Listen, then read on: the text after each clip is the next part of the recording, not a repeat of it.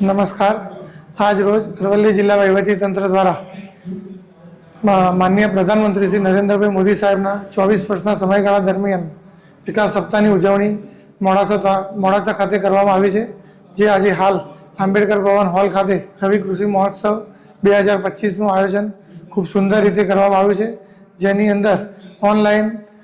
માનનીય મુખ્યમંત્રી સાહેબ નરેન્દ્ર ભૂપેન્દ્રભાઈ પટેલ સાહેબનું પણ પ્રોત્સાહન ઉદ્બોધન આપવામાં આવ્યું અને રવિ કૃષિ મહોત્સવની અંદર ખેડૂતો દ્વારા જે ખેડૂતોને લાભ મળે છે અને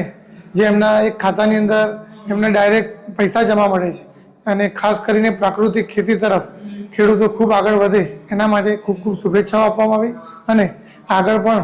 આ ડ્રોન દ્વારા અને જે કહેવાય કે જે અહીંયા અરવલ્લી જિલ્લાની અંદર જે બટાકાનું જે વાવેતર નહિવત હતું, જે હાલ અત્યારે ખૂબ જ બહોળા પ્રમાણમાં થઈ રહ્યું છે અને જેની અંદર કોલ્ડ સ્ટોરેજોની પણ સંખ્યા ખૂબ વધી ગઈ છે, એટલે ખેડૂતોને આની અંદર સીધો જ ફાયદો થાય છે અને ડાયરેક્ટ એ લોકો